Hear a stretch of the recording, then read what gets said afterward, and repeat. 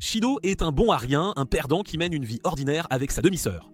Mais un jour, tout bascule quand il découvre ses pouvoirs naissants et se voit contraint de sortir avec des filles esprits d'un autre monde pour sauver la Terre. Depuis qu'un gigantesque séisme spatial a frappé l'Eurasie, semant le chaos, ces événements terrifiants font partie du quotidien. Malgré tout, Shido Itsuka et sa jeune sœur pleine de vie, Kotori, ont fait de leur mieux pour survivre. Un jour, après avoir entendu parler d'un séisme spatial mineur, les deux se rendent à l'école, prévoyant de se retrouver plus tard dans un restaurant. À l'insu de Shido, quelqu'un le suit. Cette personne n'est autre que Origami Tobichi, une brillante élève de sa classe. Soudain, des alarmes retentissent dans toute la ville, annonçant un nouveau séisme spatial. Tout le monde se dirige vers la sécurité grâce à des systèmes d'évacuation avancés. La plupart des gens atteignent des lieux sûrs sous terre, mais Shido réalise que le signal GPS de Kotori indique qu'elle est toujours au restaurant. Inquiet pour Kotori, Shido s'élance à sa recherche. Sur son chemin, un séisme spatial frappe, réduisant les bâtiments voisins en ruine. Au milieu de la zone dévastée, une jeune fille en armure violette sophistiquée apparaît. Elle fait face à Shido et lui demande s'il va la tuer. Avant qu'il ne puisse dire quoi que ce soit, des machines volantes surgissent et l'attaquent avec des missiles. Cependant, la jeune fille arrête facilement les missiles avec son épée. Soudain, l'un des assaillants atterrit pour l'affronter. Étonnamment, c'est Origami qui se prépare à combattre la fille en armure avec une épée lumineuse et leur affrontement libère une énorme vague d'énergie qui fait s'évanouir Shido. Shido se réveille sous le regard attentif de Ren Murazam, une femme en uniforme militaire. Elle l'informe qu'il est sur le Fraxinus, un vaisseau appartenant à l'organisation Ratatoskr, et qu'il s'est évanoui pendant le combat. Quand Shido commence à poser beaucoup de questions, Ren décide de l'emmener à la salle de contrôle principale. Là, il est très surpris de découvrir que la capitaine du vaisseau n'est autre que sa petite sœur Kotori. Elle semble différente, presque comme si elle avait une nouvelle personnalité, mais elle ne s'y attarde pas. Au lieu de cela, elle commence à expliquer les choses à Shido. Elle lui dit que la fille de tout à l'heure est un esprit, un être mystérieux d'un autre monde qui provoque des séismes spatiaux en arrivant sur Terre, même sans le vouloir. Les personnes qui tentaient de combattre l'esprit font partie de l'AST, l'équipe anti-esprit, dont le travail est de neutraliser les esprits qui apparaissent sur Terre. Kotori partage ensuite qu'il existe un moyen d'arrêter un esprit sans lui faire de mal et ils ont besoin de l'aide de Shido pour y parvenir. Pendant tout ce temps, Origami rattrape Shido et l'interroge sur leur rencontre inattendue lors du récent combat avec l'esprit. Origami dit à Shido qu'il devrait oublier ce qui s'est passé entre elle et l'esprit. Curieux, Shido évoque l'esprit et Origami partage qu'elle a ses propres raisons d'être impliquée avec eux, révélant qu'un esprit était responsable d'avoir emporté sa famille il y a 5 ans, la laissant complètement seule. Après avoir passé la nuit à jouer au jeu de simulation de rencontre Kotori Gai, Kotori apparaît peu après et lui dit qu'il est temps pour la prochaine partie de son entraînement. Pour cette phase, il doit pratiquer ses compétences sur son professeur, Tamae, en essayant de la faire tomber amoureuse de lui. Shido trouve cette tâche vraiment gênante, non seulement parce qu'il s'agit de romance, mais aussi parce que Tamae est son professeur. Shido fait réagir Tamae si fortement à l'idée d'épouser quelqu'un comme lui. Heureusement, Shido parvient à échapper à Tamae, mais il heurte accidentellement Origami et aperçoit sa culotte blanche. Bien que connaissant la véritable identité d'Origami, Kotori décide de l'impliquer dans l'entraînement de Shido. Avec les conseils de Ren une fois de plus, Shido tente de séduire Origami. Étonnamment, cela semble fonctionner parfaitement, mais l'embarras de Shido dans cette situation transforme leur soi-disant rendez-vous en un vrai. Soudain, une alarme de séisme spatial retentit à l'école et Kotori dit à Shido de retourner au Fraxinus. Shido revient à l'école, maintenant complètement dévasté par le séisme. Kotori lui explique rapidement qu'il doit s'occuper de l'esprit qu'il a rencontré plus tôt, connu sous le nom de princesse. Kotori laisse un Shido nerveux commencer sa tâche. Shido trouve sa place. Heureusement, l'esprit se souvient de Shido, lui donnant une chance de lui parler avec l'aide de Ratatoskr. Cependant, les conseils de Ratatoskr ne font qu'inciter l'esprit à attaquer Shido davantage. Finalement, Shido décide d'ignorer leurs conseils et suit son instinct, disant à l'esprit qu'il n'est peut-être pas intéressé par ce dont il pourrait nous parler, mais qu'il ne va pas l'ignorer. À ce moment-là, l'esprit, d'ordinaire si dur, devient soudain plus joueuse et ne prend pas les paroles sincères de Shido au sérieux, mais après un moment, elle commence à l'apprécier car il est la première personne à lui avoir réellement parlé. Shido découvre que l'esprit n'a pas de nom, alors il lui donne celui de Toka, le choisissant car c'est la date de leur première rencontre. Elle semble beaucoup aimer ce nom et offre à Shido un grand sourire pour qu'il tienne sa promesse. Après avoir suivi la suggestion de Shido de porter quelque chose de plus approprié, comme l'uniforme du lycée Raizen, ils se dirigent tous deux vers leur prochaine étape. Shido réussit à faire enfiler des vêtements plus normaux à Toka et ils sortent visiter la ville. Ils finissent dans une boulangerie où l'amour de Toka pour la nourriture se manifeste vraiment. Elle explique pourquoi elle est partie après son affrontement avec Origami la veille. Toka explique qu'elle est allée dans un autre monde et s'est simplement endormie.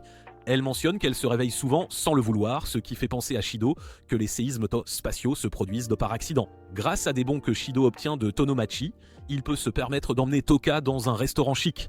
Shido est surpris de découvrir qu'un des rappeurs a gagné un gros prix à un stand tenu par Mikimoto, et le prix est un voyage dans un endroit appelé Dream Park. Shido ne sait pas ce qu'est Dream Park, mais il réalise vite que c'est en fait un love hotel. Même si Toka pense qu'un vrai rendez-vous devrait avoir lieu là-bas, Shido décide de l'emmener ailleurs. Au même moment, Origami se prépare dans sa combinaison spéciale pour les suivre. L'équipe Ratatosk retourne à son vaisseau, le Fraxinus, pour discuter d'Ort, mais Shido l'assure qu'ils sont en sécurité là-bas avec des peluches en forme de pain, mais elle ne peut pas en attraper une seule. Heureusement, avec l'aide de Shido, ils réussissent à obtenir le mignon pain en peluche. Quand la pluie s'arrête, ils vont à une aire de jeu voisine pour se reposer. Toka partage avec Shido à quel point elle a apprécié leur temps ensemble, mais elle ne comprend toujours pas entièrement ce qu'est un rendez-vous. Toka comprend qu'elle a accidentellement causé des dégâts à chaque fois qu'elle apparaît, mais Shido n'est pas d'accord pour dire qu'elle ne devrait pas être là ou à proximité. Origami, qui va à la même école que Shido, ne peut plus bouger ni rien faire, après avoir tiré sur sa propre camarade de classe. Au même moment, Ratatosk est aussi confronté à un gros problème. Avec Toka hors de contrôle, il y a une alerte pour un séisme spatio-temporel. Une flamme brillante couvre la blessure de Shido et, juste comme ça, la grave blessure disparaît. Kotori est concentré sur Shido.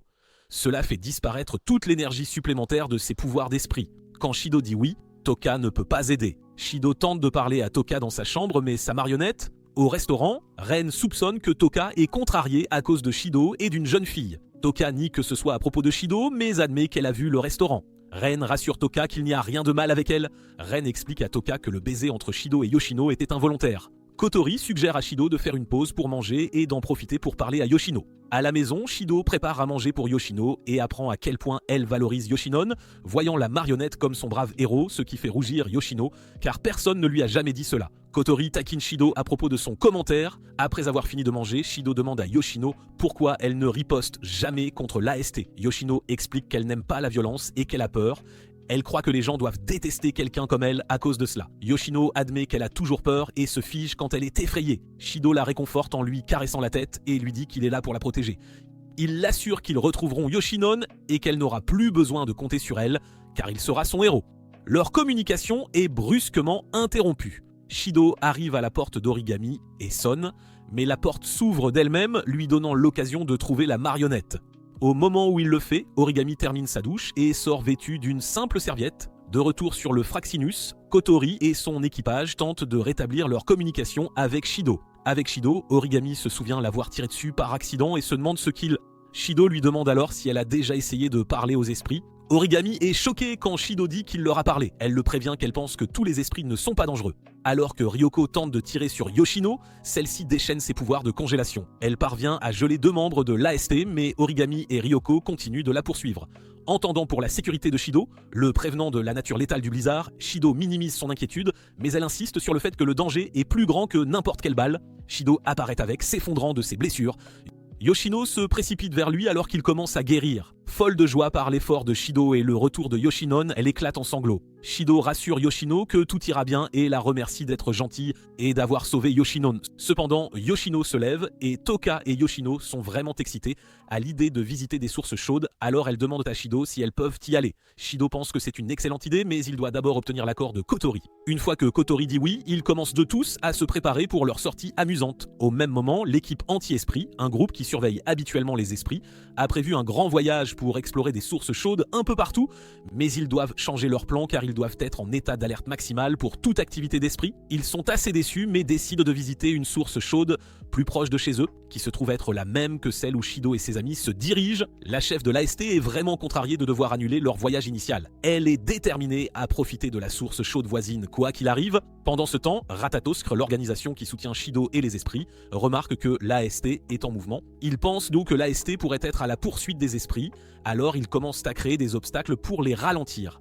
Ils font tomber des ponts, installent de faux panneaux routiers et construisent même des murs pour bloquer le chemin. Mais la chef ne va pas laisser ses revers l'arrêter. Elle est déterminée à atteindre les sources chaudes et continue de pousser son équipe à surmonter chaque obstacle.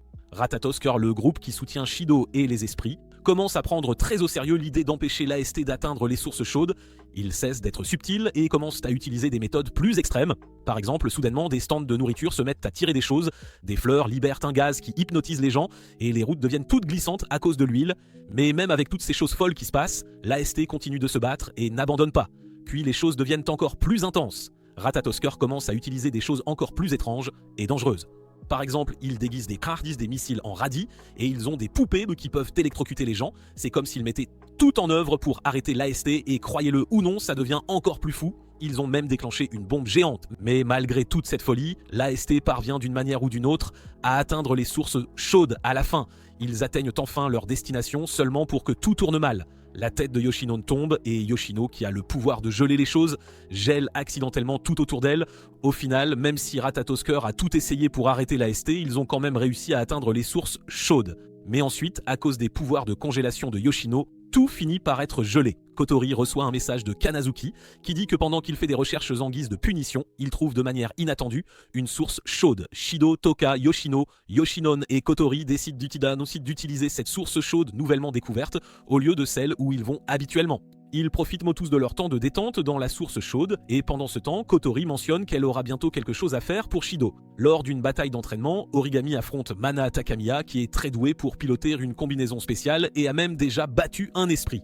Origami fait de son mieux, mais Mana montre des compétences sérieuses, ce qui surprend même leur chef, Ryoko.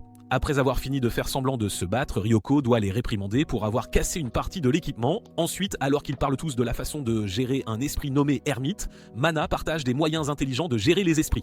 Origami ne s'attend pas à ce que Mana parle soudainement de Shido, et étonnamment le mentionne comme son frère. Cela laisse Origami confuse, surtout quand Mana évoque Shido comme si ce n'était rien. Dans la classe de Shido, il y a une surprise quand une nouvelle fille apparaît. Elle se présente comme Kurumi Tokisaki et dit qu'elle est un esprit. Elle demande à Shido de lui faire visiter l'école.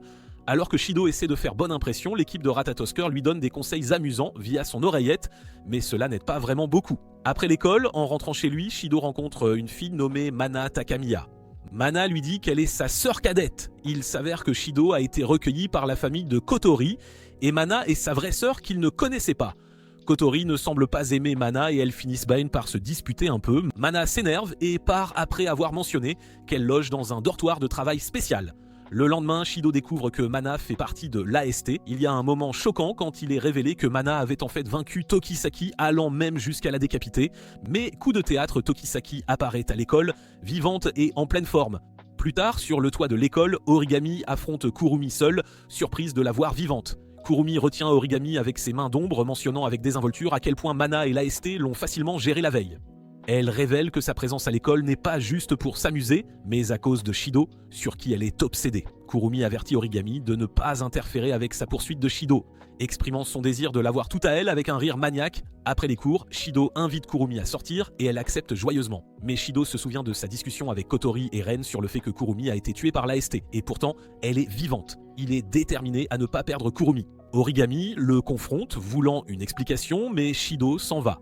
Origami se souvient de sa rencontre avec Kurumi qui l'épargne, prévoyant de s'occuper de Shido d'abord. Shido s'excuse auprès de Toka d'avoir manqué le déjeuner et elle admet tristement qu'elle l'a attendu. Les amis de Toka la réconfortent, blâmant Shido. À la maison, Toka surprend Shido avec un mot et des billets pour un rendez-vous. Elle lui demande de la rencontrer demain. Shido accepte, bien que confus. Plus tard, Origami appelle, demandant un rendez-vous au même endroit, créant une situation délicate pour Shido avec un triple rendez-vous. Le lendemain, à la gare de Tengu, Shido attend Toka pendant que Kotori le réprimande pour avoir des plans contradictoires. Shido se défend, disant que Kotori lui a déconseillé d'annuler avec Toka ou Origami. Kotori le met en garde concernant le bonheur de Toka et lui demande avec suspicion s'il annule avec Origami. Elle l'assure que le Fraxinus le soutiendra. Toka arrive dans une jolie tenue choisie par Ren, Shido la complimente et ils partent, discutant de ce qu'est un aquarium en chemin. Kurumi apparaît inopinément à la gare plus tôt que prévu. À l'intérieur de l'aquarium, Toka est émerveillé par les créatures nord-marines. Kotori contacte Shido pour qu'il rencontre Kurumi, alors Shido prétend avoir mal au ventre et quitte Toka. Il rencontre Kurumi et le Fraxinus suggère des options pour leur rendez-vous. Ils choisissent d'aller dans un magasin de vêtements pour éviter de croiser Toka et Origami. Shido accepte à contre-cœur, se souvenant de la coopération précédente de Kurumi. Au magasin, Kurumi essaie une tenue et Shido suggère maladroitement une tenue plus osée. Kurumi accepte et l'essaie, mais avant que Shido ne puisse réagir, les amis de Toka apparaissent, l'interrogeant. Kotori exhorte Shido à partir pour le rendez-vous d'Origami, mais complimente d'abord Kurumi. Shido obtempère, simule un autre mal de ventre, complimente Kurumi et s'échappe. Les amis de Toka le poursuivent. Pendant ce temps, Mana subit des expériences à la base militaire de Tengu. Après avoir semé les amis de Toka, Shido rencontre Origami à la gare, s'excusant de son retard. Il décide d'aller voir un film et de s'arrêter pour déjeuner. Origami explique qu'elle voulait que Shido la rejoigne pour ne pas être seule et l'invite à rester chez elle après. Pendant ce temps, Kotori apprend que Toka a quitté l'aquarium pour trouver Shido. La voyant dehors, Shido quitte Origami et invite Toka à déjeuner. Toka accepte joyeusement tandis que Kurumi attend Shido au magasin. Shido s'excuse à nouveau auprès de Toka, rencontrant Kurumi qui le surprend en achetant la tenue qu'il lui a complimentée. Pendant le triple rendez-vous, Shido esquive les amis de Toka avec l'aide de Yoshino. Kurumi est de plus en plus déçue par les absences fréquentes de Shido. Elle intervient plus tard lorsqu'elle entend un chaton harcelé par des délinquants, ce qui fait dégénérer la situation. Le Fraxinus perd le flux vidéo de Kurumi. Pendant ce temps, Toka rencontre Origami et elles se disputent à propos de leur rendez-vous avec Shido avant de réaliser qu'elles le cherchent toutes les deux. Shido retourne à l'emplacement de Kurumi et est alarmé de trouver des traces de sang. Il rencontre Kurumi qui a changé d'apparence et affronte les délinquants. Mana arrive et sauve Shido de l'attaque de Kurumi pendant qu'il est stupéfait par sa tenue militarisée. Ensuite, Mana vérifie l'état de Shido qui semble confus. Kurumi interrompt leur moment ensemble, mentionnant comment Mana a perturbé son temps avec Shido. Mana passe alors à l'action contre Kurumi, tirant des rayons laser sur elle. Kurumi esquive mais est blessé. Shido supplie Mana de ne pas tuer Kurumi. Bien que gravement blessé, Kurumi reconnaît la gentillesse de Shido avant que Mana ne mette fin à sa vie. Shido confronte Mana, choquée par sa facilité à tuer. Mana explique qu'elle ne fait que son devoir contre des esprits comme Kurumi qui ne peuvent pas rester morts. Elle révèle qu'elle a tué Kurumi de nombreuses fois auparavant. Shido, bouleversé, questionne l'attitude de Mana envers le meurtre. Mana le repousse en utilisant ses pouvoirs, laissant Shido désemparé. Plus tard, Toka et Origami trouvent Shido qui semble troublé. Shido les évite et rentre seul chez lui. Toka le rattrape et rassure Shido poursuivant leur rendez-vous. Au restaurant, Toka révèle qu'elle a emprunté de l'argent à Ren pour leur repas. Elle est également au courant de la situation de Mana et Kurumi. Shido admet son incertitude quant à la façon de gérer Kurumi. Toka lui rappelle son impact sur sa vie, ce qui renforce sa confiance. Shido décide de sauver Kurumi de Mana et d'elle-même. Le lendemain, Shido confronte Kurumi, déclarant son intention de la sauver. Kurumi semble surprise mais s'éloigne. Plus tard, Kurumi déchaîne ses pouvoirs à l'école. Pendant ce temps, Mana confronte Kotori, exprimant son inquiétude pour la sécurité de Shido. Kotori défend sa décision de protéger Shido d'organisations comme Deus Ex Machina. Elle révèle qu'elle connaît le lien de Mana avec les Realizers et sa mission. Après l'école, Shido se prépare à affronter Kurumi, tandis que Ren l'informe que Kurumi n'est pas encore parti. Kotori est absente, alors Ren prend le relais en tant que navigatrice de Shido. Soudain, une vague d'énergie sombre frappe l'école, incapacitant tout le monde sauf Shido. Pendant ce temps, Mana confronte Kotori à propos de son passé avec un groupe appelé Dem, confuse par le déni de Kotori. Dans un flashback, Ren révèle à Kotori que le corps de Mana est surchargé de magie, ne lui laissant que 10 ans à vivre. Ils reçoivent un rapport de Kurumi semant le chaos à l'école et se précipitent pour aider Shido. Ren informe Shido d'une barrière autour de l'école, affectant tout le monde sauf lui et ceux dont il a scellé les pouvoirs. La voix de Kurumi appelle Shido sur le toit. Toka se sent faible mais tente de suivre Shido pour ne rencontrer qu'une autre Kurumi. Sur le toit, Kurumi explique que la barrière draine le temps des gens, y compris sa propre durée de vie. Elle révèle son but, fusionner avec Shido et le consommer. Shido refuse d'abandonner l'idée de la sauver malgré son insistance qu'elle est irrécupérable. Quand Kurumi invoque un tremblement spatial, Shido menace de sauter du toit si elle ne l'arrête pas. Kurumi le sauve, réalisant qu'elle craint de le perdre. Shido manipule la situation, forçant Kurumi à lever la barrière et à arrêter le tremblement, exigeant qu'elle le laisse la sauver aussi. Alors que Shido tend la main à Kurumi, lui offrant de l'aider à changer, un clone de Kurumi apparaît soudainement et la blesse mortellement. Le clone mourant de Kurumi remercie Shido avant de disparaître. La vraie Kurumi piège Shido avec ses mains d'ombre, mais Mana arrive pour le défendre. Kurumi, utilisant le pouvoir de son ange, guérit son bras amputé et se prépare à combattre. Elle submerge facilement Mana utilisant son ange pour accélérer ses réactions. Toka et Origami arrivent pour arrêter Kurumi, mais elle invoque des clones d'ombre pour les retenir. Kurumi explique que ces clones sont des fragments de son passé, garantissant qu'elle ne pourra jamais être entièrement éliminée. Elle prévoit d'invoquer un tremblement spatial pour tuer tout le monde sauf Shido, le laissant porter le poids de la culpabilité. Shido la supplie de ne pas le faire, mais Kurumi invoque le tremblement spatial.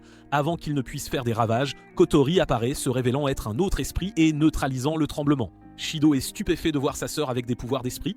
Kotori annonce qu'elle prendra temporairement les pouvoirs de Shido et demande s'ils sont prêts pour leur rendez-vous. Kurumi, son clone, Shido et les autres voient Kotori vêtue d'une étrange robe entourée de flammes. Origami remarque l'étrange apparence de Kotori avant de s'évanouir sous l'emprise d'un clone. Shido n'arrive pas à croire que Kotori soit aussi un esprit. Kurumi envoie son ange, Zafkiel, et défie Kotori en combat. Kotori gère facilement les clones de Kurumi grâce à son ange, Kamael, et libère Shido. Ensuite, Kotori défend Shido des attaques de Kurumi. Kurumi fige Kotori dans le temps, mais Kotori guérit et riposte, maîtrisant les clones de Kurumi. Kurumi se soigne, mais Kotori l'intimide pour sa fatigue. Kotori active son ange, Megiddo, pour attaquer Kurumi. Shido tente d'empêcher Kotori de tuer Kurumi, mais Kotori perd le contrôle. Alors que Kotori tire, Shido a une vision du passé. Il se réveille à l'infirmerie du Fraxinus, entouré de visages familiers. Ren explique ce qui s'est passé pendant la bataille et Shido s'enquiert de Toka et Kotori. Ren l'assure que tout le monde est en sécurité, mais Origami et Mana sont à l'hôpital et Kurumi s'est échappé. Shido veut voir Kotori, alors Ren l'y emmène. Kotori est heureuse de voir Shido et ils parlent de leur état. Shido demande alors à Kotori si elle est un esprit. À l'hôpital de Tengu, Mana est inconsciente suite à la bataille contre Kurumi.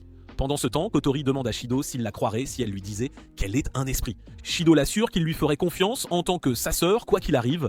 Kotori explique qu'elle se croit humaine mais pourrait avoir des pouvoirs d'esprit. Elle raconte à Shido un rêve où elle l'a accidentellement blessé avec ses pouvoirs.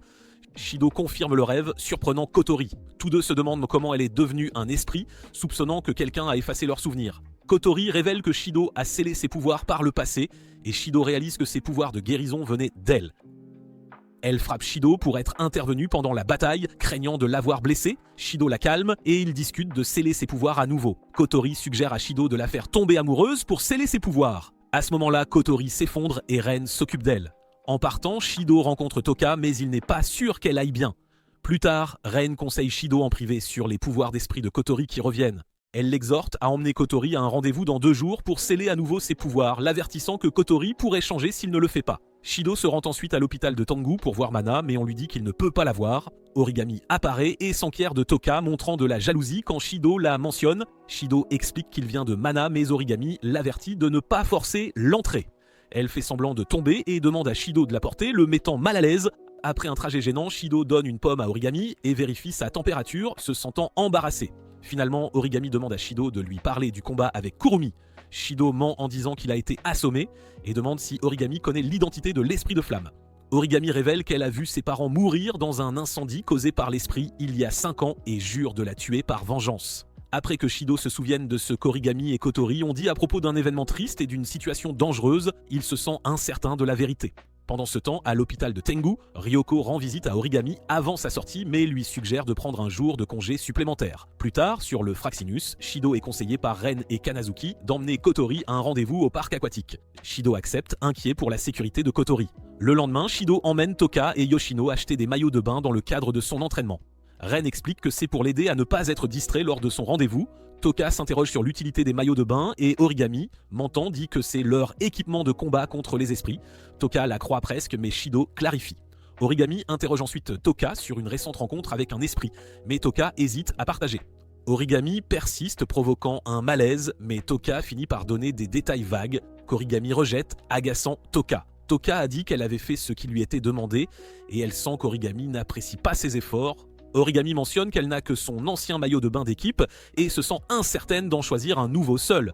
Shido propose son aide, mais Toka défie alors Origami à un concours de maillots de bain, la gagnante ayant un rendez-vous avec Shido. Shido se sent mal à l'aise, mais accepte. Toka essaie un maillot de bain modeste, recevant l'approbation de Shido, mais Origami surprend ensuite tout le monde avec un maillot très révélateur. La difficulté de Yoshino à enfiler son maillot gagne inopinément la compétition grâce au rythme cardiaque accéléré de Shido. Plus tard sur le Fraxinus, Kanazuki propose de montrer à Shido des images de la transformation de Kotori en esprit. Shido remarque une étrange entité à côté d'elle, ce qui déclenche un flashback et son effondrement. Le lendemain, Shido assure à Kanazuki qu'il va bien et prévoit de parler plus tard. Pendant son rendez-vous avec Kotori, Toka et Yoshino apparaissent inopinément, rejointes par une décision d'équipage suspecte concernant les compliments sur le maillot de bain de Kotori.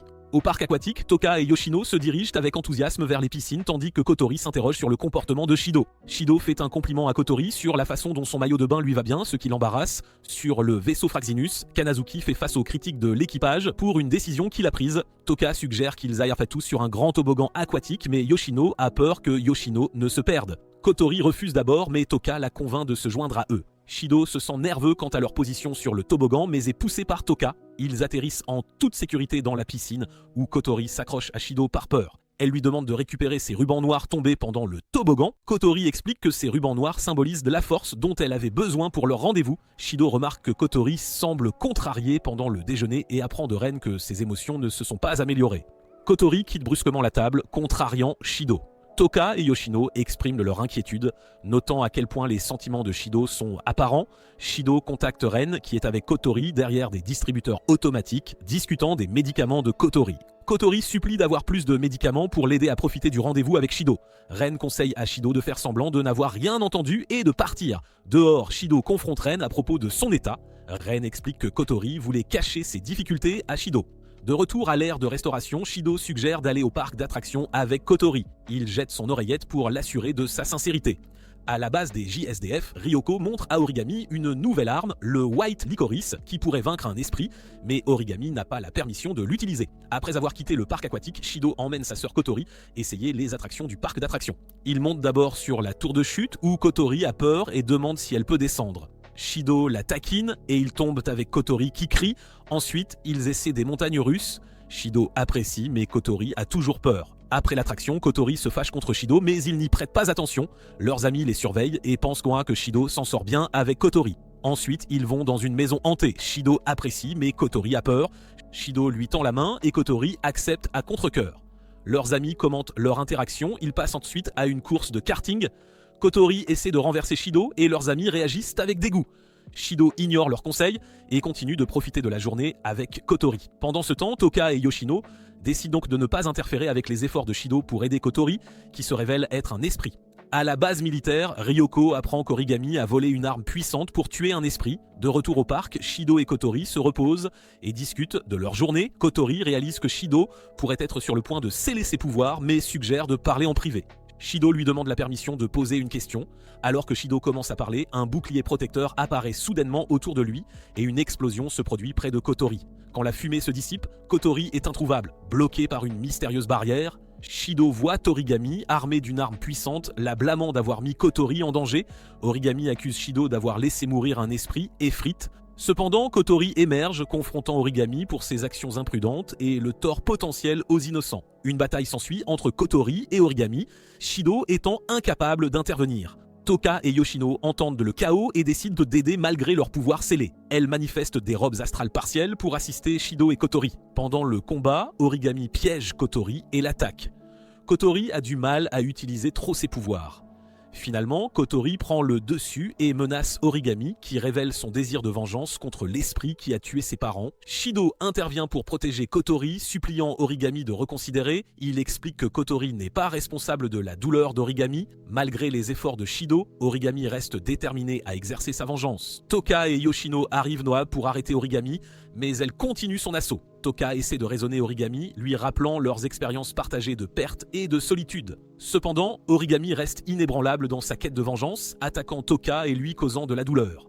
Shido emmène Kotori dans un endroit sûr, près d'un bâtiment, où elle s'excuse pour le chaos. Shido la rassure et promet de trouver une solution. Il remarque la destruction autour d'eux et décide de sceller les pouvoirs de Kotori. Sans l'aide de Ren, il a du mal à évaluer son niveau d'affection. Quand Origami attaque, Shido réalise qu'il doit agir. Il dit à Kotori qu'elle a toujours été la meilleure sœur et lui avoue ses sentiments. Au milieu des missiles, Kotori admet ses sentiments et ils partagent un baiser. 5 ans en arrière, Shido se souvient que Kotori l'a sauvé avec un baiser. Au présent, ils se souviennent tous deux du passé. Pendant qu'ils parlent, d'autres missiles approchent. Shido porte Kotori en sécurité mais est blessé. Cependant, ses blessures guérissent miraculeusement. Shido confronte Origami, affirmant être effrite maintenant et s'offrant comme cible de sa vengeance. Origami hésite, incapable de croire la révélation de Shido. Finalement, elle s'effondre et Shido se précipite pour l'aider. Plus tard, Kurumi reconstitue son temps. Sur le Fraxinus, Ren se reproche de ne pas être intervenue plus tôt. Elle révèle l'amour de Kotori pour Shido et le succès de leur rendez-vous. Kotori, en colère contre les résultats, exige des assurances de Ren. L'équipage célèbre le retour de Kotori à son état normal. Shido et Kotori discutent de leurs souvenirs et Shido réaffirme son amour fraternel pour elle. Une Kotori embarrassée donne un coup de pied à Shido, mais il complimente ses rubans. À la base militaire, le White Licorice, endommagé, est géré, tandis qu'à l'école, Tonomachi exhibe sa petite amie à ses amis. Origami est retenu en guise de punition et Shido remercie Toka pour son aide. Toka demande à Shido de sauver les futurs esprits sans les embrasser. Cependant, elle demande brusquement à Shido de l'embrasser, le laissant perplexe. Alors que Shido s'apprête à embrasser Toka, il entend soudainement un message de Kotori via son oreillette. Shido lève les yeux et réalise que tout le monde sur le Fraxinus les observe. Gêné, il demande pourquoi ils sont tous là. Kotori le rassure de ne pas s'inquiéter et l'encourage à continuer d'embrasser Toka. Shido décide d'y aller pour le baiser, mais leur moment est interrompu lorsque Yoshino se met accidentellement en travers. Le lendemain, Shido se retrouve apparemment à un rendez-vous avec Origami, qui lui rappelle leur prétendue relation. Pendant ce temps, Toka montre avec enthousiasme son nouveau téléphone à Shido, lui demandant son numéro pour pouvoir l'appeler en premier. Shido accepte et alors que Toka s'éloigne joyeusement, Origami apparaît soudainement l'invitant à un rendez-vous le lendemain. Essayant de refuser, Origami insiste en raison de leur prétendue relation, laissant Shido hésitant. Plus tard, Shido contacte Kotori à propos de la situation, incapable d'ignorer les sentiments d'Origami. Kotori décide de faire en sorte qu'Origami déteste Shido pendant leur rendez-vous. Le lendemain, au parc, Shido, vêtu de vêtements ridicules choisis par Kotori, se cache en regardant Origami attendre.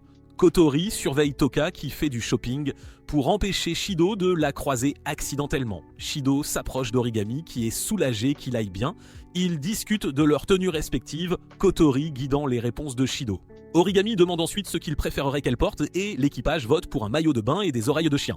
Choqué, Shido voit Origami revenir vêtu exactement de cela. Kotori suggère à Shido de dire quelque chose de méchant, le poussant à exiger qu'elle marche à 4 pattes, ce à quoi elle obéit docilement, surprenant tout le monde. Au restaurant, Origami s'excuse pour aller aux toilettes et Kotori conseille à Shido de la suivre. Il essaie de l'empêcher de soulever sa jupe devant les gens, mais il tombe, exposant accidentellement son plan. Imperturbable, Origami propose de lui faire la même chose, choquant Shido et Kanazuki. Plus tard, Kotori suggère à Shido de faire semblant d'être le petit ami d'Origami pour mettre fin à leur fausse relation. Toka termine ses courses mais a du mal à comprendre le dernier article de sa liste, alors elle appelle Shido à l'aide. Pendant ce temps, Shido contacte Origami pour mettre fin à leur relation, exprimant de la haine envers elle, seulement pour réaliser après coup qu'il parlait à Toka. Un tremblement de terre les interrompt et Shido se précipite pour éclaircir le malentendu. Kotori informe Shido que l'état émotionnel de Toka décline rapidement et ses pouvoirs d'esprit reviennent trop vite. Ren explique que le téléphone de Toka peut se connecter instantanément à l'oreillette de Shido en cas d'urgence. Shido apprend que Toka est au parc et se dépêche de la rejoindre. En arrivant, il trouve Toka en pleurs et il s'excuse pour ses mots blessants, la rassurant sur ses sentiments. Toka demande s'ils seront ensemble pour toujours et Shido accepte, la réconfortant.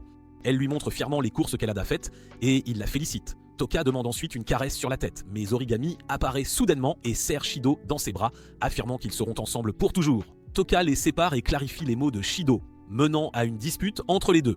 Plus tard, dans une salle d'arcade, Toka casse un jeu par frustration, imaginant Origami comme son adversaire. À l'école, Toka exige qu'Origami lâche Shido, menant à une autre dispute. L'ami de Shido, Tonomachi, lui montre un porte-clés attirant l'attention de Toka et Origami.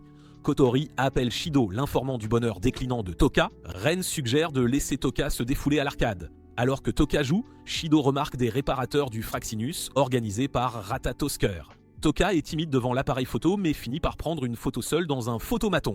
Elle donne la photo à Shido mais lui demande de ne pas la regarder toute de suite. Pendant ce temps, Origami joue à un jeu de grue pour des porte-clés Panda. Toka et Shido trouvent via le même jeu et Toka gagne un porte-clés pour Shido. Plus tard, Toka donne le porte-clés à Shido en signe de réconciliation, croyant que Shido la déteste à cause des mots d'Origami. Shido la rassure et Toka garde le porte-clés comme souvenir de leur journée ensemble. Le lendemain, à l'école, Toka a l'air vraiment heureuse et Tonomachi lui demande pourquoi. Toka mentionne que Shido l'a emmenée en sortie hier, mais elle dit ensuite quelque chose qui embrouille tout le monde sur ce qu'ils ont fait lors de leur rendez-vous. Cela mène à un grand malentendu que Shido essaie de clarifier avec leurs camarades de classe, mais ensuite quelque chose d'embarrassant se produit. La photo que Toka a donnée à Shido tombe de sa poche et est vue par Ai, Mai et Mi. Ils réagissent étrangement et la rendent à Shido. Quand il la regarde, il est complètement choqué car c'est une photo de Toka en tenue de combat. Toka lui demande pourquoi il l'a apportée à l'école et Shido est aussi embarrassé. Il demande pourquoi elle était en tenue légère sur la photo et Toka explique que lors d'un examen médical, Ren lui a dit d'enlever ses vêtements pour la photo. Leurs camarades de classe commencent à traiter Shido de pervers, alors il s'enfuit, essayant d'expliquer que c'est un malentendu. Cependant, Origami le rattrape et lui donne un porte-clés Panda. Shido essaie de le refuser poliment, mais Origami insiste et il le prend. Elle lui montre un autre porte-clés qu'elle a et dit qu'ils sont assortis avant de s'éloigner joyeusement. Toka se précipite et dit à Shido de garder la photo avec lui. Elle remarque le porte-clés dans sa main et dit qu'ils sont assortis aussi. Dans la maison Itsuka, le réveil de Shido le tire du sommeil. À 8h du matin, il entend une grosse explosion, ce qui le fait se précipiter sur le balcon. Là, il voit de la fumée s'échapper du manoir des esprits d'à côté. Il trouve Toka à l'air triste parce qu'elle a renversé une boisson sur son carnet et craignait qu'il ne soit en colère. Shido la rassure, la calmant. Peu après, une autre explosion se produit à l'intérieur de la maison. Shido trouve Yoshino dans la salle de bain, contrarié parce que son ami Yoshinon est coincé dans le drain. Il aide Yoshino, la calmant aussi. Mais ensuite, une autre explosion se produit, causée par Toka qui a renversé du pain Kinako. Pendant ce temps, à la base militaire de Tengu, Origami fait face à une punition pour avoir désobéi aux ordres et utilisé le White Licorice sans permission. Alors que quelqu'un est sur le point de s'opposer à sa punition, un homme nommé Monsieur Isaac Westcott arrive. De retour chez Shido, Kotori le réprimande de ne pas faire attention aux émotions des esprits car leurs pouvoirs peuvent devenir incontrôlables. Elle lui rappelle ses responsabilités, y compris étudier et se préparer pour un voyage scolaire. Shido promet de faire mieux. Plus tard, Origami reçoit une punition plus légère et Miki et Mi se demandent pourquoi quelqu'un de Dem l'a aidé. Shido prépare le petit déjeuner pour Toka et Yoshino, les impressionnant, puis il reçoit un message d'Origami lui demandant de se rencontrer dehors. Shido ment à Toka en disant qu'il va faire des courses et rencontre Origami qui l'emmène dans un endroit isolé pour parler, mais Shido est surpris quand Origami essaie de faire quelque chose d'inapproprié dans un lieu public. Il lui rappelle qu'ils avaient juste besoin d'intimité pour discuter de l'incident passé impliquant Kotori. Après que Shido et Origami aient fini de parler, Toka décide de nettoyer la chambre de Shido pour le remercier du petit déjeuner, mais quand elle renverse accidentellement une mallette pleine de ses vêtements, elle s'inquiète qu'il puisse la quitter. Alors que sa jauge de bonheur chute, l'équipage du Fraxanis le remarque et en informe Katori. Toka, craignant que Shido ne parte, se précipite hors de la maison. L'équipage alerte Katori que le moral de Toka est critique et qu'elle se dirige vers le supermarché pensant que Shido s'y trouve. Cependant, ils ne peuvent pas localiser Shido car son oreillette semble avoir été sabotée. Pendant ce temps, Origami dit à Shido qu'elle pensait lui avoir déjà tiré dessus et l'avoir peut-être vu lors du récent incident de Kotori. Elle promet de ne rien dire à ses supérieurs, de peur qu'ils ne lui ordonnent de le tuer s'ils le soupçonnent d'être un esprit. Shido insiste qu'il est humain et Origami accepte, mais elle lui demande des détails s'il souhaite un jour se confier. Alors qu'Origami s'en va, elle revient, demandant à Shido de l'aider à choisir des boissons pour leur voyage scolaire. Réticent, au début, Shido finit par accepter. Pendant ce temps, Tuka, en pleurs, croit que Shido ne la quittera pas, mais elle doit absolument lui demander. Elle aperçoit Shido et Origami sortant ensemble de toilettes, supposant qu'ils s'enfuient. Tuka les confronte, mais Origami ment, affirmant que c'est un secret. Le cœur brisé, Tuka croit que Shido a choisi Origami plutôt qu'elle, et les environs commencent à se désintégrer alors que ses émotions montent en flèche. Elle s'enfuit et Shido la suit pour s'expliquer, mais elle refuse d'écouter, se sentant profondément rejetée. Kotori contacte Shido, l'informant de l'état émotionnel de Tuka et du risque d'un autre tremblement spatial si leur connexion s'estompe. Kotori rappelle à Shido de faire en sorte que Tuka se sente mieux, suggérant leur méthode habituelle, sortir avec elle et faire tomber les esprits amoureux de lui. Après l'explosion de Tuka, Shido lui propose un rendez-vous et promet de lui acheter tout ce qu'elle veut manger, y compris son pain Kanako préféré. Tuka accepte à contre-cœur, mais quand il visite de plusieurs boulangeries et trouve que le pain épuisé, la jauge de bonheur de Tuka chute à nouveau. Kitori informe Shido du moral en baisse de Tuka et l'exhorte à agir sans tarder. Tuka est contrarié car il ne trouve son pain préféré nulle part. Cependant, Kanazuki revient avec une cargaison de pain Kinako, acheté par pure précaution pour éviter un autre incident. Tuka mange joyeusement le pain alors qu'il rentre chez eux. Pendant ce temps, Shido retire son oreillette et remarque sa serrure de bagage cassée, prévoyant de la faire réparer avant de rencontrer Origami. Alors qu'il s'en va, Tuka l'entend parler à Origami et devient très méfiante. Tuka, croyant que Shido la quitte, court après lui et le trouve avec Origami à la gare de Tengu. Comprenant mal leur conversation, elle utilise ses pouvoirs d'esprit pour prendre les bagages de Shido et s'enfuit. Une alarme de tremblement spatial se déclenche, provoquant la panique dans toute la ville. Shido essaie d'atteindre Tuka, qui croit qu'il la quitte pour Origami. Elle le défie. Pensant qu'il veut récupérer ses bagages pour partir avec Origami, Shido clarifie que les bagages sont pour leur voyage scolaire et non pour la quitter. Les pouvoirs de Tuka deviennent incontrôlables, mettant en danger la ville et elle-même. Shido essaie de la calmer, mais ses pouvoirs le blessent gravement. Il convainc Tuka de lui prendre la main, l'embrasse et scelle ses pouvoirs. Le chemin des esprits se stabilise et ils atterrissent en toute sécurité. Tuka décide de ne plus rien demander à Shido, ayant finalement trouvé sa réponse. Ailleurs, Westcott apprend que Tuka fréquente le lycée Raisin sous le nom de Tuka Yatagami. Au même moment, Kurumi se tient au sommet d'un bâtiment et regarde la ville. Soudain, elle sent quelqu'un à proximité et remarque distinctement sa présence. Elle commence à parler à cette personne, exprimant son admiration pour son existence, mais mentionnant aussi qu'elle doit économiser son temps. Sans la moindre hésitation, elle se tire dessus avec son pistolet à silex, faisant tomber un clone d'elle-même sans vie devant elle. Kurumi révèle qu'elle a besoin des pouvoirs d'un individu spécifique pour libérer pleinement l'attaque ultime d'Angel. Son objectif est d'éliminer le tout premier esprit apparu il y a 30 ans et qui a créé d'autres esprits comme elle. Kurumi déclare passionnément qu'elle n'abandonnera jamais sa mission de vaincre personnellement le premier esprit. Avec une détermination résolue, elle tire avec son pistolet après cette déclaration. Au lycée Raisin, Shido et ses amis ont des sentiments mitigés car Tuka fait semblant d'être un garçon. Tuka veut être dans la même chambre que Shido pendant leur voyage scolaire. Tami essaie de l'arrêter, mais Origami est étonnamment d'accord avec Tuka. Tuka soupçonne Origami d'avoir des arrière-pensées, mais Origami trouve juste la détermination de Tuka impressionnante. Tami essaie de mettre fin à la discussion, mais Origami suggère à Shido de s'habiller en fille pour équilibrer les choses. Shido refuse, les calme et suggère des chambres séparées. Dans l'avion, Katori informe René du changement de destination du voyage en raison du mauvais temps. René soupçonne les motifs de l'agence de voyage car elle est liée à une entreprise suspecte. Dans l'avion, Shido est agacé par les disputes incessantes de Tuka et Origami. Hélène prend une photo de Shido, provoquant encore plus de tension. Tuka demande des informations sur Hélène qui travaille pour l'agence. La classe atterrit sur l'île d'Aruba où Shido et Tuka profitent de la vue, mais se sentent observés. Pendant ce temps, un dirigeable les surveille, incertain de savoir si Tuka est un esprit. Hélène alerte le commandant à propos d'Origami qui est une magicienne. Les étudiants se rassemblent pour une visite, mais Tuka s'enfuit, suivi de près par Shido. Hélène ordonne aux dirigeables de les surveiller attentivement. Alors qu'ils essaient de les rattraper, un changement météorologique soudain se produit. Tuka est frappé par des poubelles et Shido la porte. Ils assistent à la collision de deux éclairs, révélant alors deux esprits identiques. Pendant ce temps, juste après le départ de Katori, Kanazuki ordonne à l'équipage de faire voler le dirigeable à une hauteur de 15 km au-dessus de l'île d'Aruba. L'équipage doute encore qu'il soit vraiment la bonne personne pour diriger. De retour sur l'île, deux esprits nommés Kaguya et Yuzuru commencent à se disputer, révélant leur nom et ignorant Shido qui les observe. Soudain, Reimi contacte Shido via son interphone, mais avant qu'il ne puisse répondre, les esprits s'attaquent mutuellement. Shido leur crie dessus et il le remarque. Kaguya exige une explication et mentionne leur rivalité en cours avec 25 victoires et 49 matchs nuls. Il révèle qu'ils ont besoin d'un concours de plus pour déterminer le vrai vainqueur. Plus tard, à l'hôtel, Origami et la classe trouvent Shido, portant une Tuka inconsciente et les jumelles qui se disputent son attention. Rioni informe Tami que les jumelles sont de nouvelles étudiantes et elle les prend à part. À l'intérieur, Kaguya et Yuzuru essaient bref de gagner la faveur de Shido. Proposant un concours pour décider qui était la plus attrayante, elles expliquent qu'elles étaient autrefois un seul esprit, Yamai, mais se sont séparées en deux et doivent absolument se réunir. La perdante disparaîtra, mais elles acceptent leur destin. Rione mentionne le manque de communication avec Fraxanis, mais assure à Shido qu'elle va enquêter. Elle emmène les jumelles pour leur apprendre comment séduire Shido. Plus tard, Shido rencontre les jumelles dans le bain extérieur où elles se disputent de son attention. Elles se disputent les techniques de drague, embarrassant Shido. Elles se chamaillent jusqu'à ce que Shido remarque quelqu'un approcher et interrompe, inquiet que les jumelles soient du poifu dans le bain des hommes.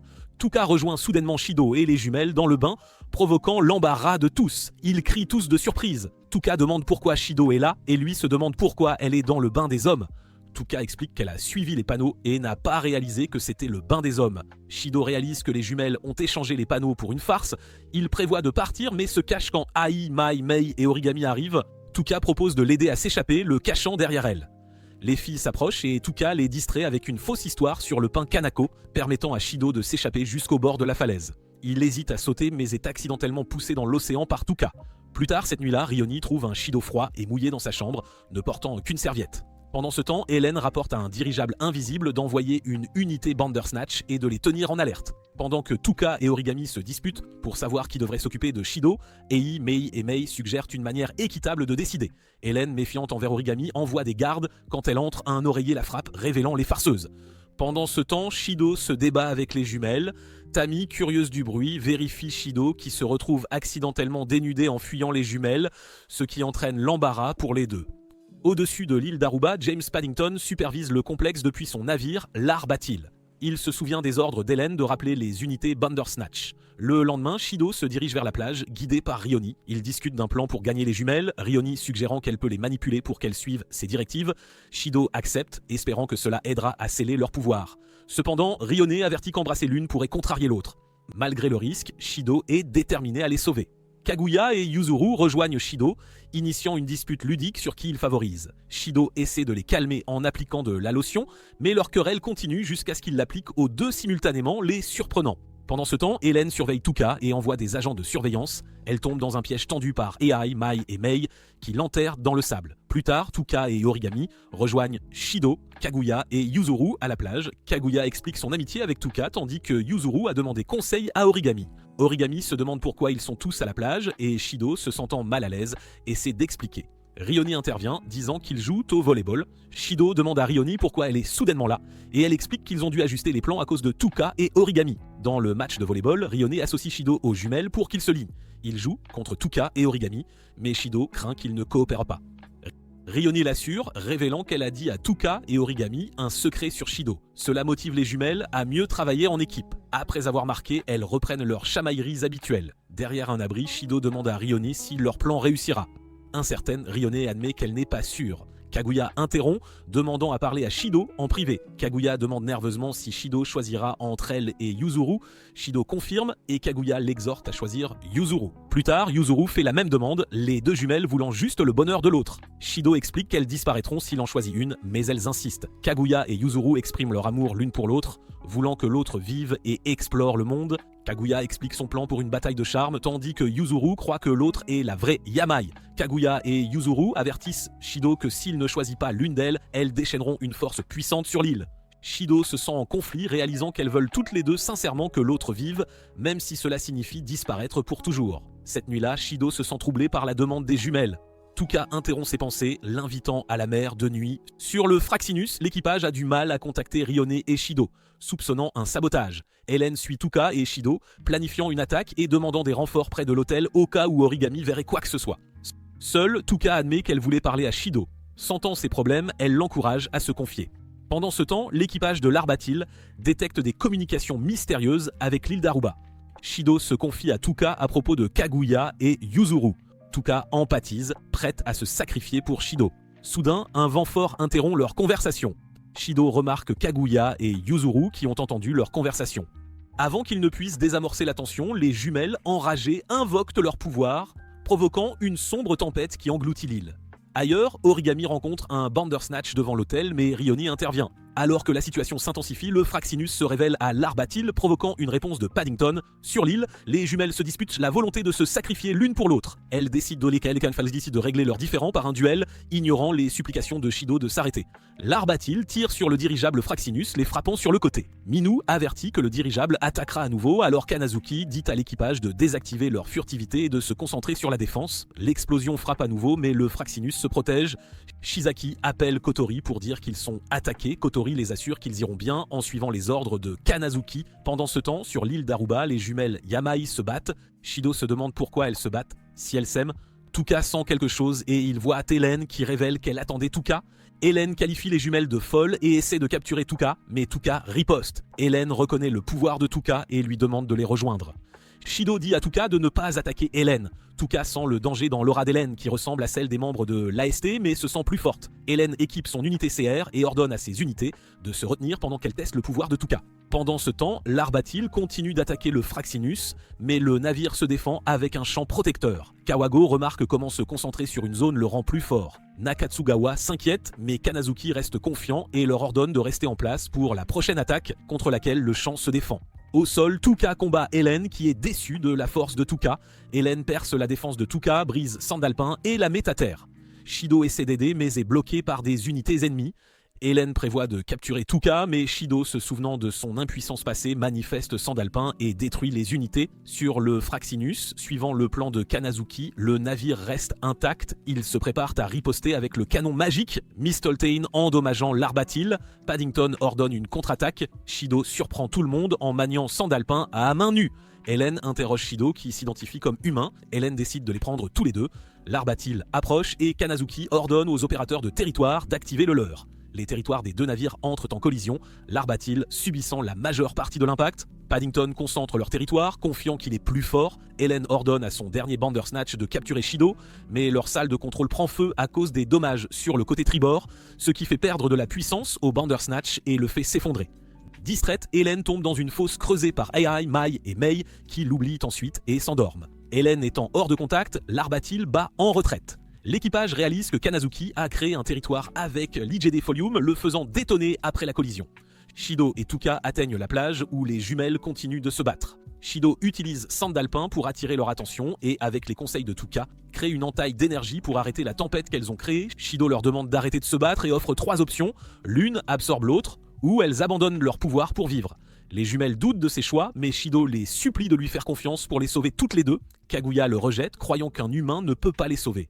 Shido souligne qu'il vient de diviser leur tempête en deux, se demandant si un simple humain pourrait y parvenir. Il s'offre en sacrifice si son plan échoue, s'effondrant presque d'épuisement avant que Tuka ne le rattrape.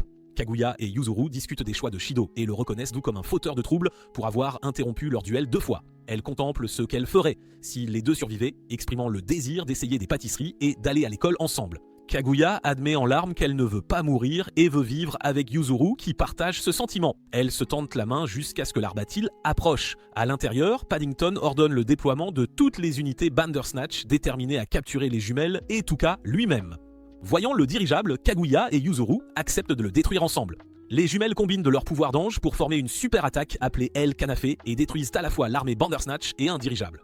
Pendant ce temps, Origami se réveille à l'hôtel et apprend de Rioni que le Bandersnatch qu'elles ont rencontré a cessé de bouger. Origami exprime son inquiétude pour la sécurité de Shido et son désir de devenir plus forte pour le protéger. Dans les bois, les jumelles remercient la Shido de les avoir sauvées et le récompensent d'un baiser lui transférant leur pouvoir d'esprit. Tuka interrompt, mal comprenant la situation et accusant Shido d'avoir mal agi.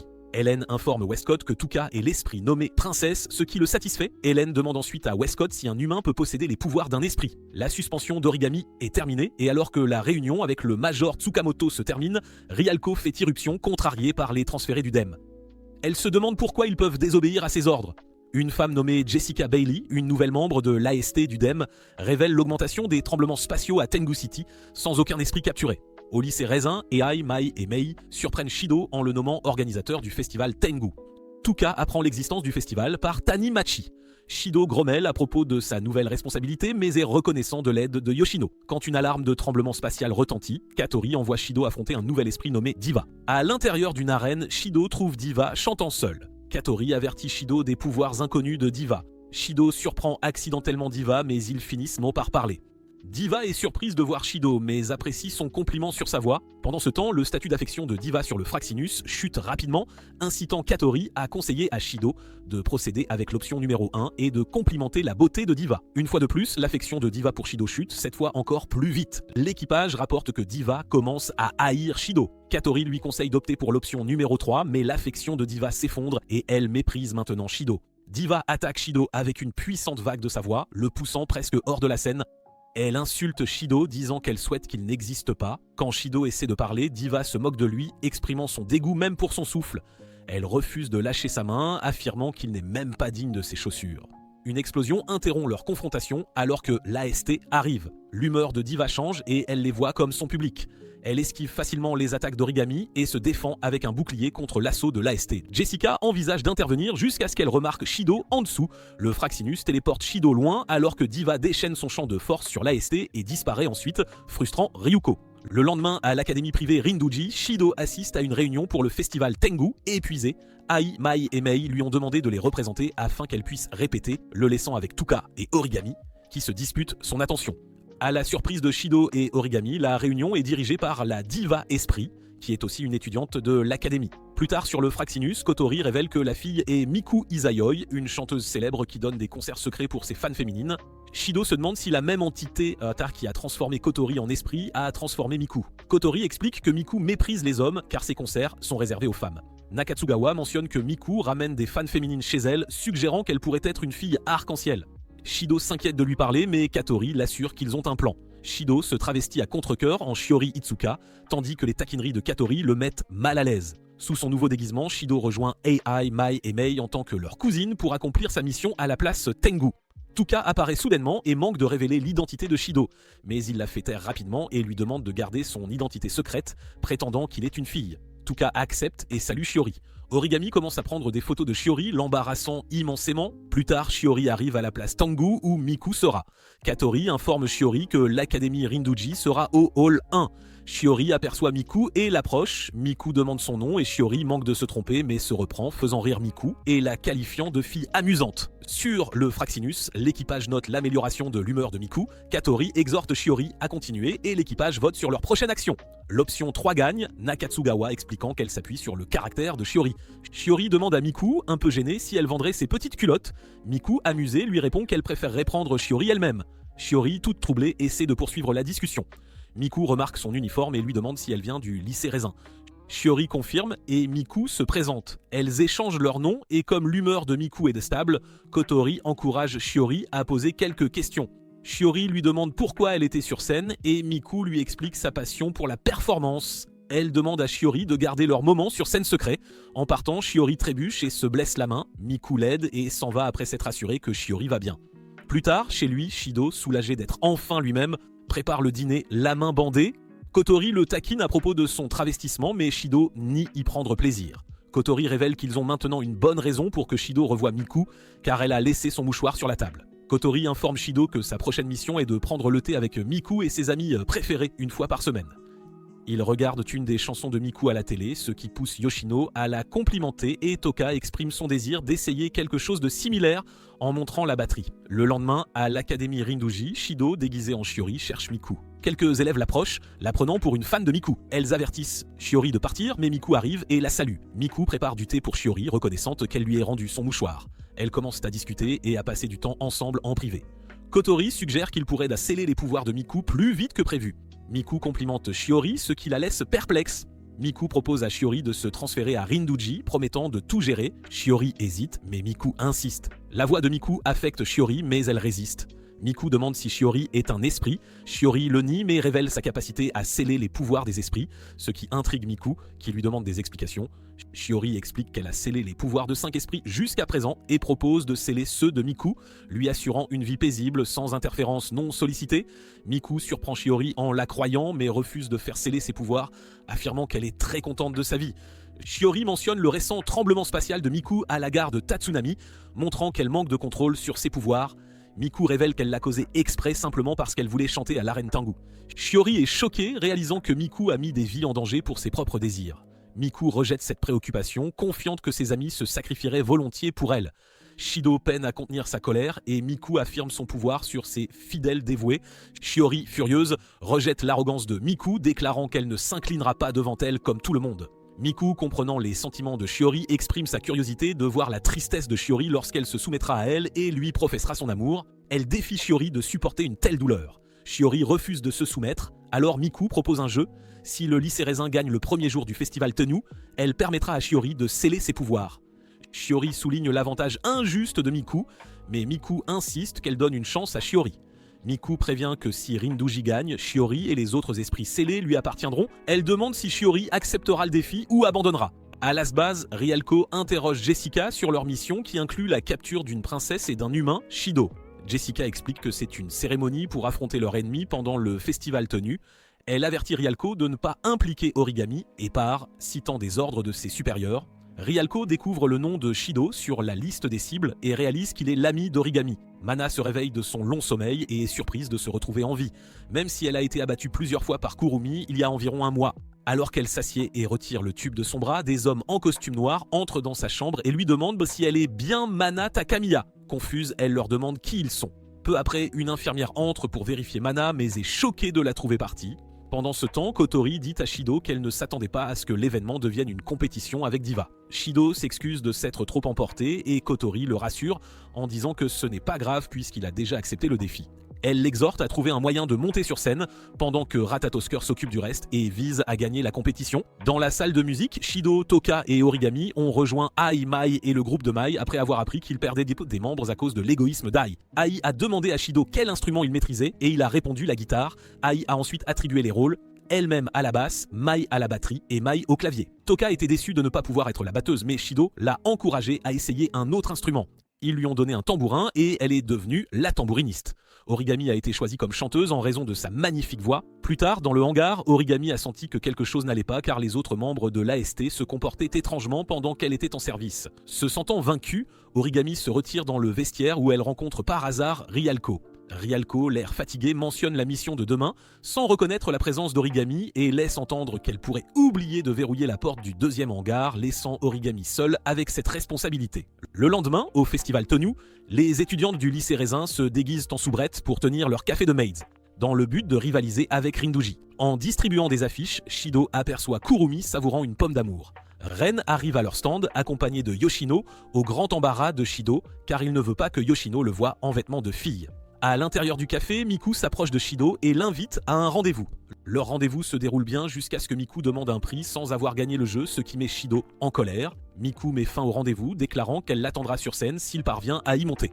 Shido n'avait pas saisi les véritables intentions de Miku au début, mais il réalise enfin quand Ai, Mai et Mai sont hypnotisés par Miku pour ne pas assister à leur performance, les laissant sans chanteuse. Kotori décide que Shido devra faire du playback pendant qu'elle trouve des remplaçants. Shido et Toka regardent la performance de Miku depuis une passerelle en face de la scène, hypnotisée par son talent. Cependant, Kotori tamise les lumières pour calmer la foule, incitant Miku à manifester sa robe astrale et à interpréter sa deuxième chanson, Monochrome. Après la performance de Miku, Toka l'admire tandis que Shido s'inquiète de la vaincre. Les sœurs Yamai proposent la peine de remplacer les membres manquants. Pendant ce temps, Origami combat les transferts du DEM pour protéger Shido et Toka. Au lieu du concert, le système de playback tombe en panne, mais Toka commence à chanter en solo, remontant le moral du groupe. Toka et Shido terminent la chanson et célèbrent avec un high five. Alors que leur performance se termine, Origami est montrée blessée, indiquant qu'elle a atteint sa limite en utilisant l'unité CR expérimentale. Alors qu'ils annoncent les résultats de la 25e performance scénique annuelle du festival Tenu, Origami se bat toujours contre les sorciers du DEM à l'extérieur de la place Tengu, utilisant la réglisse blanche. Le lycée Raisin, d'où viennent Shido, Toka et les sœurs Yamai, est arrivé en deuxième position pour leur performance scénique. La première place a été décernée à l'Académie pour fil de Rinduji, dont Miku fait partie, pour leur performance exceptionnelle. Après les résultats de la scène, ils sont passés à l'annonce des résultats totaux du premier jour. Miku a dit à Shiori qu'elle avait perdu parce qu'elle comptait trop sur ses amis. Miku a ensuite mentionné qu'elle et les 5 autres esprits scellés lui appartenaient désormais. Cependant, avant qu'elle ne puisse finir, l'annonce est tombée. Le lycée Raisin avait obtenu la première place au classement général du premier jour. C'était parce que leur café de maid, dans la section des stands de nourriture, avait reçu le plus grand nombre de votes, menant à un retournement de situation. Frustré par sa défaite, Miku a invoqué Gabriel et a utilisé une onde sonore pour hypnotiser tous ceux qui l'entendaient. Alors que Miku touchait Shiori, elle a accidentellement touché ses attributs. Elle a ensuite ordonné à des gens de retirer le déguisement de Shiori, et il a été révélé que Shiori est en fait un homme. Cela a rendu Miku très en colère, et elle a utilisé les personnes hypnotisées pour s'en prendre à Shiori. Mais juste au moment où Shiori n'avait nulle part où s'échapper, Yoshino et les sœurs Yamai, accompagnées de leurs anges, sont intervenus et les ont arrêtés. Shiori était sur le point d'être attaqué, mais heureusement Toka, qui portait des écouteurs intra-auriculaires et n'était pas hypnotisé, est venu à la rescousse. Shiori a alors contacté Kotori pour qu'elle vienne les chercher avec le Fraxinus, mais même Kotori semblait hypnotisé. Kotori était sur le point d'utiliser Miss Sultan pour faire exploser la scène centrale de la place Tengu, mais Mana est intervenue et l'a arrêtée avant qu'elle ne puisse appuyer sur le bouton de tir. Au-dessus de la place Tengu, Origami se bat toujours contre Jessica et le reste du DM. Juste au moment où il semblait qu'Origami allait perdre, le Fraxinus a tiré Miss Sultan sur le Bandersnatch et les sorciers du DEM, et Mana est intervenu pour la sauver. Mana a rapidement neutralisé les armes de Jessica et les a forcés à fuir. Pendant ce temps, Toka était occupé à protéger Shido et à combattre Miku et les autres esprits qui s'étaient retournés contre eux. Puis Hélène est apparue et a annoncé qu'elle était là pour capturer Toka et Shiori. Toka n'a pas perdu de temps et a projeté Shiori dehors pour le protéger de la capture. Malheureusement, les pouvoirs de Toka n'étaient donc pas assez puissants et elle a été facilement immobilisée par Hélène puis emmenée. Shiori, se sentant impuissant et submergé par le contrôle de Miku sur la ville, n'a eu d'autre choix que de battre en retraite. Alors que Shido se cache de la foule en colère et désespère de sauver Toka, Kurumi apparaît soudainement. Shido est désespéré et demande à Kurumi de l'aider à sauver Toka. Kurumi trouve cela amusant et dit que les choses prennent une tournure inattendue. Pendant ce temps, Toka se réveille dans une pièce verrouillée à l'intérieur d'un des bâtiments du DEM. Hélène l'affronte et quand Toka tente de s'échapper, Hélène utilise son puissant territoire pour la maîtriser. Toka est alors préparé pour être interrogé. Maintenant, Kurumi et Shido se dirigent vers la maison de Miku. Shido est vraiment inquiet et dit à Kurumi qu'ils doivent sauver Toka le plus vite possible. Kurumi répond qu'il devrait d'abord s'occuper de Miku.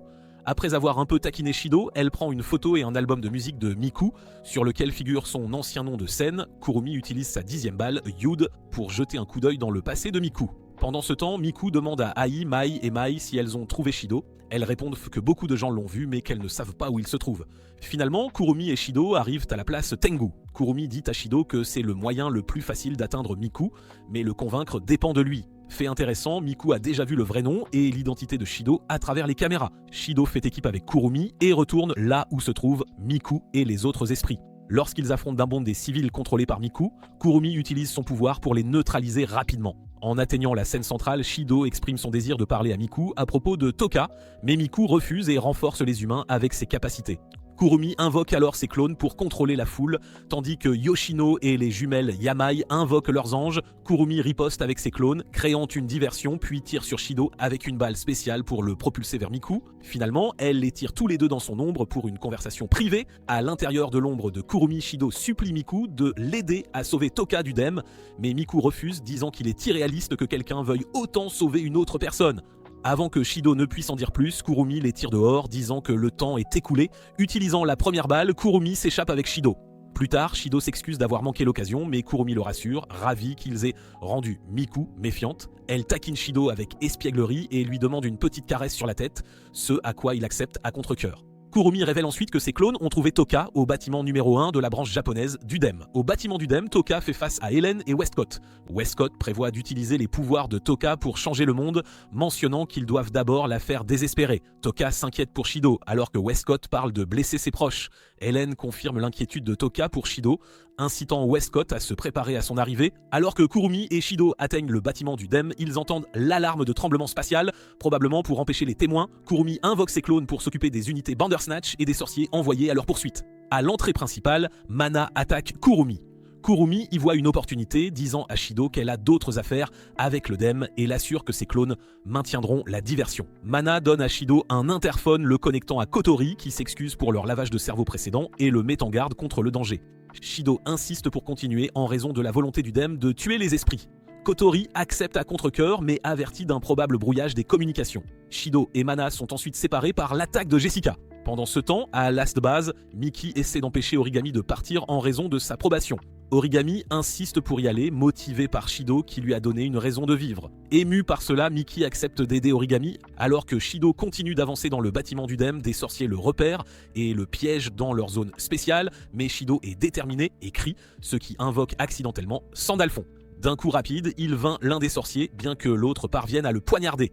Malgré la douleur, Shido n'abandonne pas et utilise la poignée de Sandalphon pour assommer l'ennemi restant. Les pouvoirs de guérison de Kotori commencent à agir et Shido continue de se battre pour atteindre Toka. Pendant ce temps, Ryoko Kusakabe et son escouade ASS arrivent au quartier général japonais du DEM et découvrent une bataille entre les unités Bandersnatch et les clones de Kurumi. À l'intérieur du quartier général, Shido continue d'avancer pour sauver Toka, vainquant les sorciers du DEM en chemin. Cependant, il est arrêté par un autre groupe d'ennemis qui le piègent avec leurs pouvoirs spéciaux. Juste au moment où les choses ne semblent difficiles, Miku intervient soudainement et utilise son ange pour secourir Shido. Elle dit ensuite aux jumelles Yoshino et Yamai, hypnotisées, de retenir les troupes à l'extérieur pendant qu'elle et Shido continuent. Shido se demande si Miku l'aide à cause de leur promesse précédente, mais elle le nie fermement. Dehors, Mana affronte Jessica qui est maintenant mentalement instable et agressive. Helen fait équipe avec Jessica contre Mana, mais Origami intervient pour la protéger. Origami demande à Mana où se trouve Shido avant de tourner son attention vers le quartier général du DEM, mais Helen interrompt alors leur conversation. À l'intérieur, Miku manipule un sorcier pour qu'il révèle l'emplacement de Toka au 18e étage, obtenant ainsi une carte d'identité.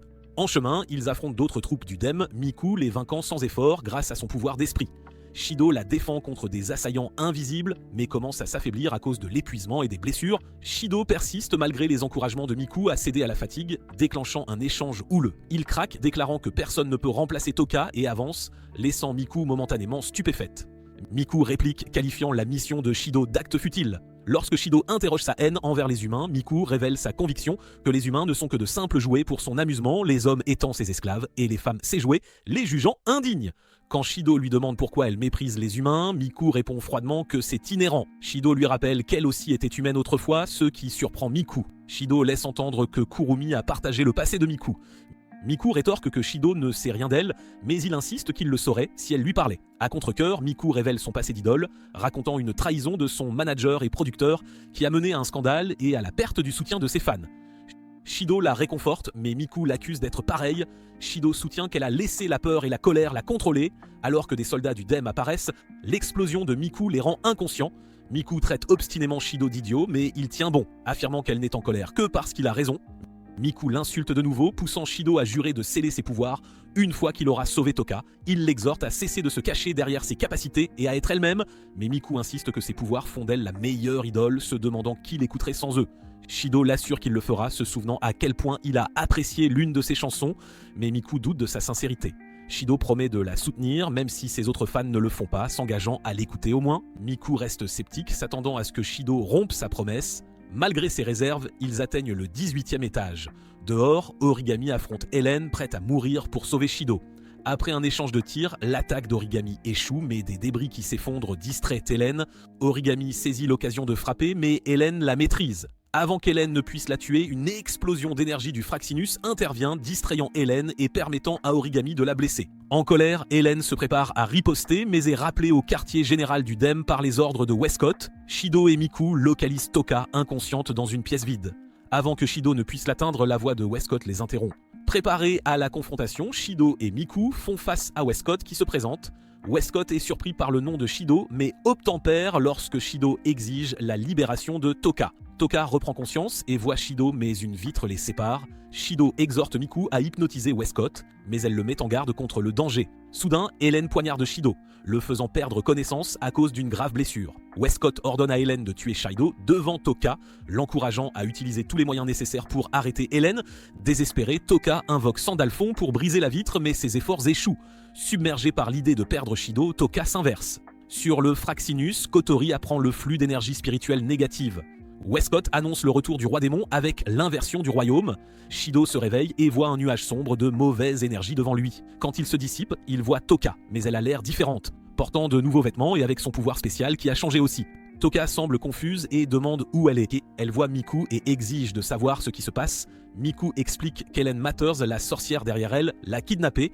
Westcott, un autre méchant, est impressionné par le changement de Toka et dit à Hélène de la tuer. Pendant ce temps, dehors, Jessica, qui a perdu le contrôle d'elle-même, attaque Mana avec des missiles. Mana esquive et riposte, mais Toka est maintenant... Et Hélène admet que Toka est devenue vraiment forte, la qualifiant même d'esprit de classe SS. Westcott demande à Hélène si elle est toujours prête à se battre, mais elle admet qu'elle est trop blessée pour affronter le prince Nyx. Mais Sandalphon protège Shido et Miku. Toka exige de savoir pourquoi Shido possède cet ange particulier. Shido essaie de lui parler, mais elle le repousse avec Nehema. Toka inversé ressent de la douleur quand Miku appelle le nom de Shido, mais l'arrête en se blessant avec son roi démon. Elle invoque la forme finale de Nehema, Pavershlev, pour en finir avec Shido, mais l'arrivée de Yoshino la distrait. Shido promet à Miku qu'il sauvera Toka, lui rappelant qu'il tient toujours parole. Il affronte Toka inversée, qui est prise au dépourvu. Elle déchaîne le pouvoir de Pavershlev sur Shido, causant une destruction massive. Miku est témoin de la dévastation et tombe à genoux. Elle lance un regard furieux à Toka, qui pense s'être enfin débarrassé de Shido. Mais à sa grande surprise, Shido survit, sauvé par l'arrivée opportune des sœurs Yamai. Shido les remercie en s'approchant. Quand il lui demande pourquoi elle voulait qu'il vienne, Miku le surprend en lui donnant un baiser, lui permettant de sceller ses pouvoirs d'esprit. Elle lui dit qu'elle a décidé de changer et d'être plus ouverte aux gens, et même si ses fans la rejettent, au moins elle aura Shido à ses côtés. Juste au moment où les choses deviennent intéressantes, Toka arrive au mauvais moment, comme d'habitude. Miku demande à Shido de venir à son concert et il accepte. Pendant le concert, Miku chante et la foule l'acclame bruyamment, ce qui la rend vraiment très heureuse. Elle remercie ses fans, puis, contre toute attente, Shido, lui avouant son amour, faisant taire la foule. Shido, observant d'en haut avec les autres esprits, se sent pressé par les filles d'expliquer les dires de Miku et ça ne le réjouit guère. Merci d'avoir regardé jusqu'au bout, chers hommes de culture. N'oubliez pas de nous dire quel est votre waifu préféré de cet anime et abonnez-vous à la chaîne pour plus de contenu.